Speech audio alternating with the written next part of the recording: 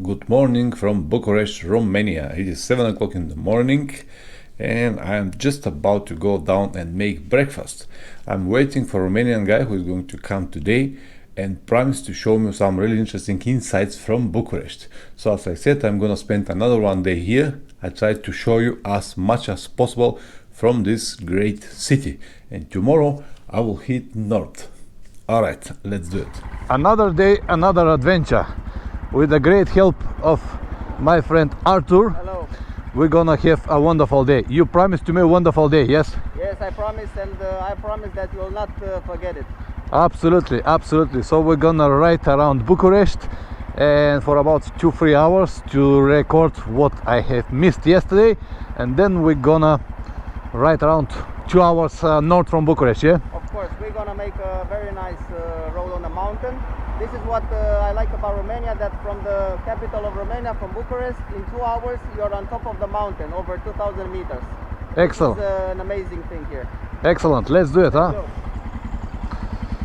All right, great guy. Also with YouTube channel, so I'm gonna link you all of his description in the video below. He's focused mostly on Honda XT660Z, which is a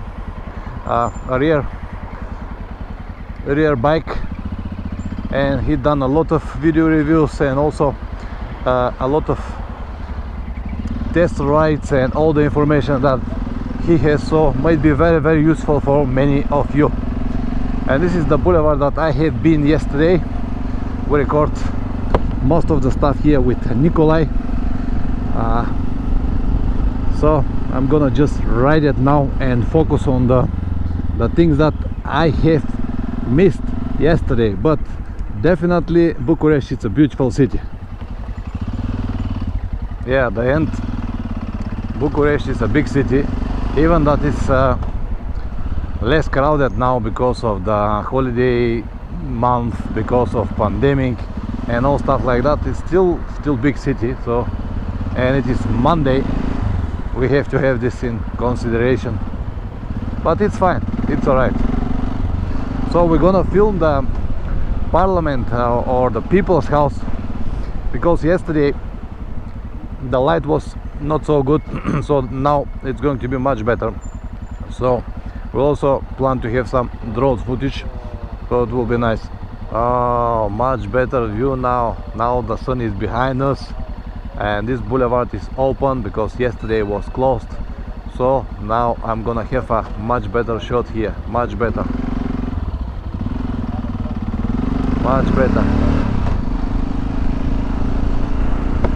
Now you can see how big this building is. Man, this is incredible. The second largest building of the world after the Pentagon, and the fountains are very beautiful.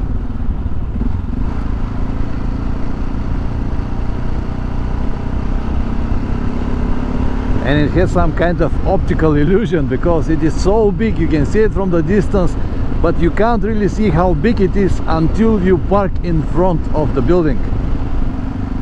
Let's see where we can park. It's huge, 83 meters tall, 1,100 rooms. I think this is the heaviest building in the world because it is so big and so massive. Okay, huge building. I don't know what they thought when they start building, why they build it so big. It's just a crazy. They told me that some of the rooms inside, like the ballrooms, they've got like 4-5 meter ceilings and even more. It's just a absolutely crazy stuff, but it is what it is. Yeah, have a look at this. Oh, my friend, thank you very much. Today's light is just absolutely great. We have better lighting, and also you can admire the building from here. Some of the ceilings are 4-5 meters high, yeah, inside. Yes, Ceausescu Grandomania, you can see it here. Absolutely. And They said that some of the corridors are like a real street inside. yes, exactly. And also the most expensive furniture, it was used also silk for the windows. Yeah, yes, for I the understand. windows. Oh man, We had a lot, the people of Romania had a lot to suffer because of this. because of this building. The cost of ownership, yearly maintenance of the buildings, they are enormous. I can guess, yeah. And a lot of marble, yeah.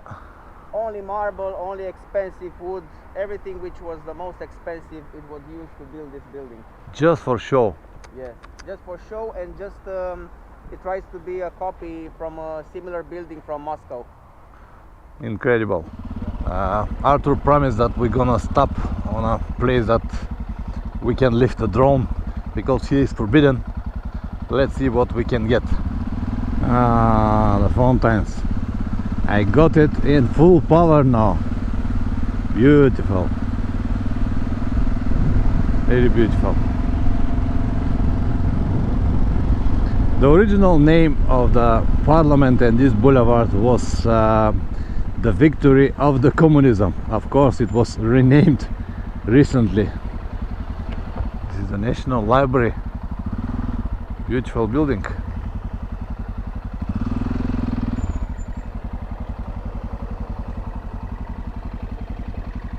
See what it is? Huge building.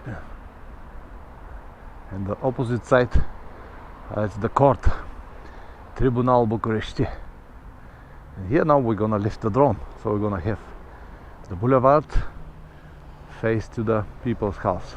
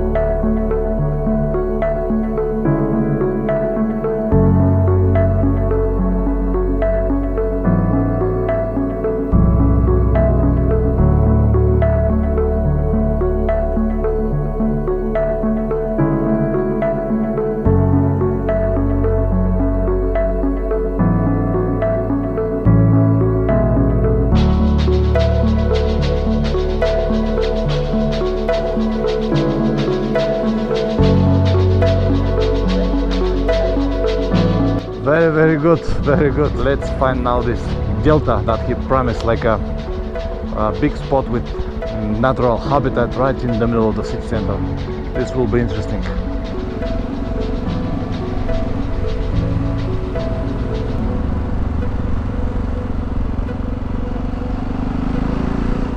Oh, look, these big buildings here.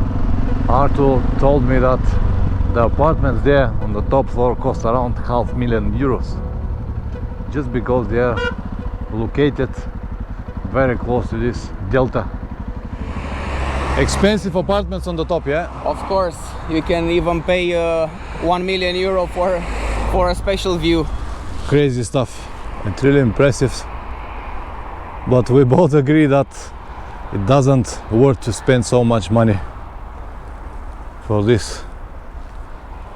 But if you have it, why not? Yeah. Why not, man? If you have €1 million, spend it and have a view to the delta. And if your income is €1 million per year, why not? Yes, why not? Why not? You have to spend it, otherwise it will be too much. Yes. So this big green spot here, right in the middle of Bucharest, was a former garbage yard, or the part of the garbage yard they planned to have, and they abandoned it in the 90s or the 80s, and the nation took control. Now there is a lot of species living inside, any kind of birds, turtles, everything. So really, really interesting place. Not so many like this around the world.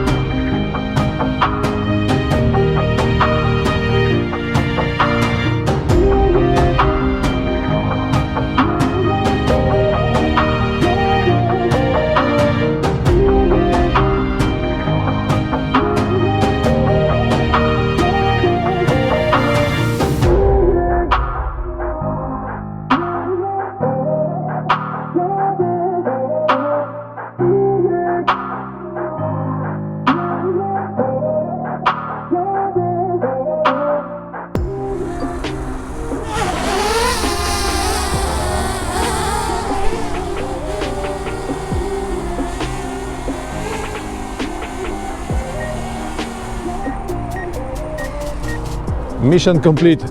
Of course, landing safe. Just to have a perspective how big this place is. See where the apartments are. It's huge. And from here you can see on the deep end the cathedral because it's so tall. Great.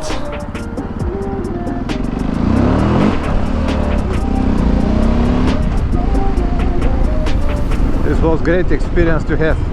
So this is the first church of Bucharest. It's actually the church of the guy who founded Bucharest.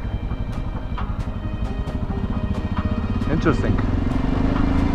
And because I'm always showing you the reality, I have to show you these not so pretty buildings as well. The same as most of the East European countries, they have a lot of concrete apartments around Bucharest.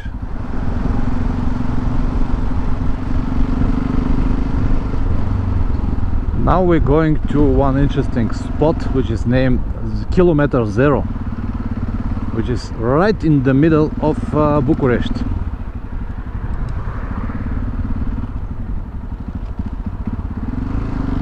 So all directions are measured by this Kilometer Zero, which we're about to get now. I found that the Romanian drivers are very tolerant to the riders, which is good. And I have heard a lot of terrible stories, but usually the stories are not the same as the reality.